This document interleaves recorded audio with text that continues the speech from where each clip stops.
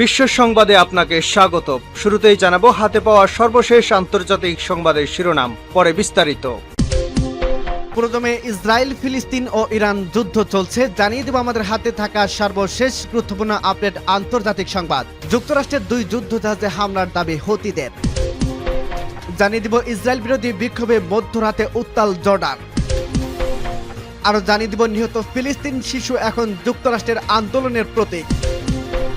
এবং আরো জানিয়ে দিব চুক্তি হলেও রাফায় ঢুকে হামাসকে নির্মূল করতে চায় ইসরায়েল। এদিকে হার্ভার্ড বিশ্ববিদ্যালয়ে উড়ল ফিলিস্তিন পতাকা।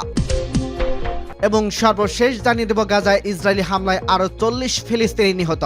শুনছিলেন সংবাদ শিরোনাম, এরপর বিস্তারিত। তার আগে অনুরোধ থাকবে, ভিডিওটি যদি ভালো লেগে থাকে ভিডিওটিতে একটি লাইক এবং কমেন্ট করে জানিয়ে দিন ভিডিও সম্পর্কে আপনার মূল্যবান মতামত, এবং আরো কমেন্ট করে জানিয়ে দিন ভিডিওটি আপনি কোথা থেকে দেখছেন এবং শুনছেন। আর অবশ্যই এই ভিডিওটি আপনি সোশ্যাল মিডিয়ায় শেয়ার করতে ভুলবেন না। যুক্তরাষ্ট্রের 2 যুদ্ধজাহাজে হামলার দাবি হুতিদের। লোহিত সাগরে যুক্তরাষ্ট্রের 2টি যুদ্ধজাহাজে হামলা চালানোর দাবি করছে ইয়েমেনের হুতি বিদ্রোহীরা। মঙ্গলবার সকালে হুতিদের পক্ষ থেকে বলা হয়, একই সময় ভারত মহাসাগরে ইসরায়েলের 2টি পণ্যবাহী জাহাজও হামলা চালিয়েছে তারা। গাজায় ইসরায়েলি হামলার প্রতিবাদ ও ফিলিস্তিনের প্রতি সংহতি প্রকাশ করে এসব হামলা চালানো হয়েছে বলে দাবি করেন এই গোষ্ঠী। হুতিদের মুখপাত্র ব্রিগেডিয়ার জেনারেল ইয়াহিয়া সাবির বরাত দিয়ে ইয়েমেনের আল মাসিরা নিউজ চ্যানেলের খবরে প্রকাশ করা হয়েছে। তিনি বলেছেন, আমরা লোহিত সাগরের শত্রুদের যুদ্ধজাহাজের সামরিক অভিযান পর্যালোচনা করছি। এর মধ্যে যুক্তরাষ্ট্রের 2টি যুদ্ধজাহাজ ছিল। হামলায় ড্রোন ব্যবহার করা হয়েছে। অভিযান সফল হয়েছে দাবি করে জেনারেল ইয়াহিয়া সাবির বলেন, ক্ষেপণাস্ত্র ব্যবহার করে নৌ ও বিমান বাহিনী সমন্বয়ে লোহিত সাগরে একটি যৌথ অভিযান চালানো হয়েছে। জাহাজ দুটি অধিকৃত ফিলিস্তিনের এইলাত বন্দরে যাচ্ছিল। জেনারেল ইয়াহিয়া সারি জোর দিয়ে বলেন, ফিলিস্তিনের নিপীড়িত জনগণের সমর্থনে ও ইয়েমেনের নিজস্ব সার্বভৌমত্ব রক্ষা করতে এই হামলা চালানো হয়েছে। তিনি আরো বলেন, যুক্তরাষ্ট্রের সমর্থিত ইসরায়েল যতদিন গাজা অবরুদ্ধ রেখে সে গণহত্যা চালাবে ততদিন এ ধরনের অভিযান অব্যাহত থাকবে। ইসরায়েল বিরোধী বিক্ষোভে মধ্যরাতে উত্তাল জর্ডান।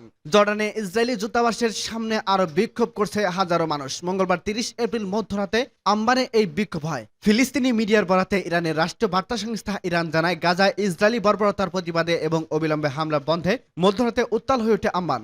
বিক্ষোভকারীরা তেল আবিবের বিরুদ্ধে স্লোগান দেয় এবং স্বাধীন ফিলিস্তিনের রাষ্ট্রের দাবি জানায়। বিক্ষোভকারীরা জানায়, তারা গাজা উপত্যকায় নিপীড়িত জনগণের পক্ষে ইহুদিবাদী শাসক গোষ্ঠী কর্তৃক সংঘটিত অপরাধের বিরুদ্ধে তারা নিন্দা জানায়। ইসরায়েলকে এখনই থামতে হবে। এই বর্বরতা চালাতে থাকলে তারা মানসিক যন্ত্রণায় ঘরের শান্তিতে ঘুমাতে পারছে না।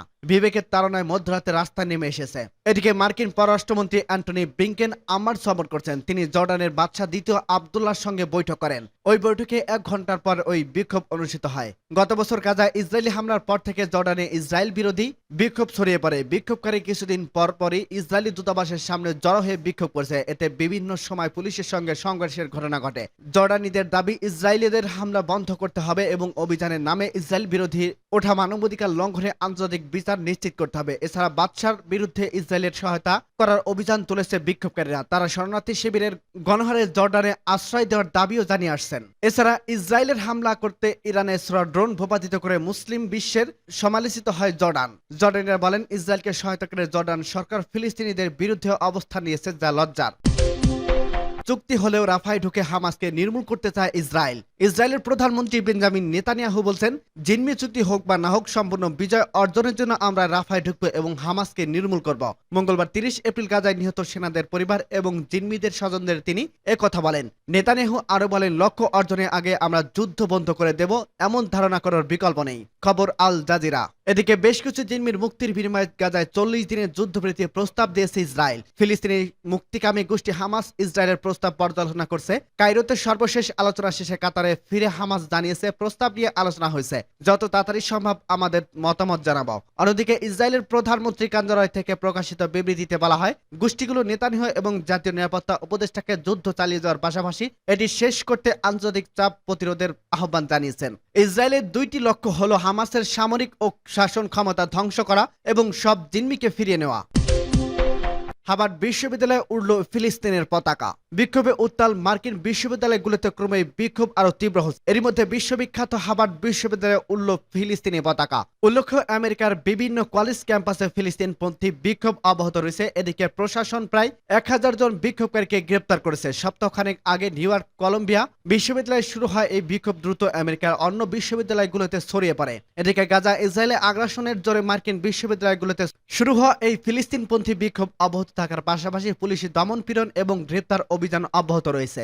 এর মধ্যে হার্ভার্ড বিশ্ববিদ্যালয়ের বিক্ষোভকারীরা ক্যাম্পাসের ভেতরে ফিলিস্তিনের পতাকা উত্তোলন করেন। ক্যাম্পাসের আইভি লীগ স্কুল কলেজের সামনে যেখানে ওই পতাকা উত্তোলন করা হয় সেই জায়গাটি সাধারণ আমেরিকার জাতীয় পতাকার জন্য সংরক্ষিত।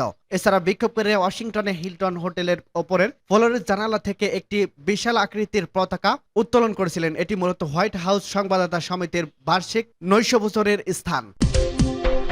গাজায় ইসরায়েলি হামলায় আরো 40 ফিলিস্তিনি নিহত। ফিলিস্তিনের অবরুদ্ধ গাজা উপত্যকায় ইসরায়েলের বিমান হামলায় অন্তত 40 ফিলিস্তিনি নিহত হয়েছে। এদের মধ্যে অর্ধেকের বেশি নিহত হয়েছে গাজায় দক্ষিণাঞ্চলের শহর রাফায়। সোমবার ইসরায়েলি যুদ্ধ বিমানগুলো রাফায় 3টি বাড়িতে আর উত্তর গাজার সিটির 2টি বাড়িতে বোমা বর্ষণ করে। ফিলিস্তিনের স্বাস্থ্য কর্মকর্তা জানিয়েছে গাজা সিটি হামলায় অন্তত 6 জন নিহত, আরো বেশ কয়েকজন আহত হয়েছেন। সোমবার রাতে গাজায় মধ্য অঞ্চলে আল নুসাইতে শরণার্থী শিবিরে ইসরায়েলের বিমান হামলায় 3 ফিলিস্তিনি নিহত হয়। নিহতদের মধ্যে একজন সাংবাদিক আছেন বলে চিকিৎসাকর্মী ও হামাস নিয়ন্ত্রিত গণমাধ্যম জানিয়েছে। গাজায় অন্যান্য অঞ্চলে ইসরায়েলের পৃথক বিমান হামলায় আরো 6 জন নিহত হয়। সোমবার ইসরায়েলের সামরিক বাহিনী জানিয়েছে গাজায় মধ্য অঞ্চলে রোববার 2 ইসরায়েলি সেনা নিহত হয়েছে। হামাসের মিত্র ইসলামিক জিহাদের সশস্ত্র শাখা জানিয়েছে সোমবার তারা ইসরায়েলকে লক্ষ্য করে রকেট ছুড়ছে। এরই মধ্যে এমন ইঙ্গিত পাওয়া যাচ্ছে যে গাজায় প্রায় 7 মাস ধরে চলা ইসরায়েলের অবিরাম আকাশ ও স্থল হামলা সত্ত্বেও গোষ্ঠীটির রকেট সক্ষমতা এখনো বজায় আছে। গাজায় 23 লাখ বাসিন্দাদের মধ্যে প্রায় অর্ধেক রাফায় আশ্রয় নিয়েছে। এই শহরটিতে এমন এক সময় নিরাপদ স্থান বলে ঘোষণা করছিলেন ইসরায়েলি বাহিনী। শহরটিতে আক্রমণ না চালাতে বিশ্ব নেতারা ইসরায়েলের প্রতি আহ্বান জানিয়েছেন। রাফার হামলার বিষয়ে রয়টার্সের প্রশ্নের উত্তরে ইসরায়েলি সামরিক বাহিনী আইডিএফ মুখপাত্র বলেন, গাজার দক্ষিণাঞ্চলে বেসামরিক এলাকা থেকে সন্ত্রাসী তৎপরতা চালাচ্ছিল। সন্ত্রাসীদের সেই সব লক্ষ্য স্থলে যুদ্ধ বিমানগুলো আঘাত এনেছে, কিন্তু তিনি আর বিস্তারিত কিছু জানায়নি। এদিকে যুদ্ধবিরতি চুক্তি নিয়ে নতুন করে আলোচনা করে মিশরে যাওয়ার হামাস নেতারা কায়রো ত্যাগ করেছেন। আল জাজিরা এবং টিআরটি ওয়ার্ল্ড জানিয়েছে আলোচনায় হামাসকে 40 দিনের যুদ্ধবিরতির প্রস্তাব দেওয়া হয়েছে। তবে হামাস আগে থেকেই স্থায়ী যুদ্ধবিরতি এবং গাজা থেকে ইসরায়েলি সেনা সম্পূর্ণ প্রত্যাহারের দাবি করে আসছে। অপরদিকে জিম্মিদের মুক্তির বিনিময়ে গাজায় ইসরায়েল যে যুদ্ধবিরতির প্রস্তাব করছে তাকে অন্যান্য উদার প্রস্তাব বলে উল্লেখ করছেন। মার্কিন পররাষ্ট্রমন্ত্রী অ্যান্টনি ব্লিংকেনও সেই সঙ্গে দ্রুত তা মেনে নেওয়ার জন্য হামাসের প্রতি আহ্বান জানিয়েছেন। তবে হামাস নেতারা জানিয়েছে তারা এই প্রস্তাব পর্যালোচনা করে দেখছেন।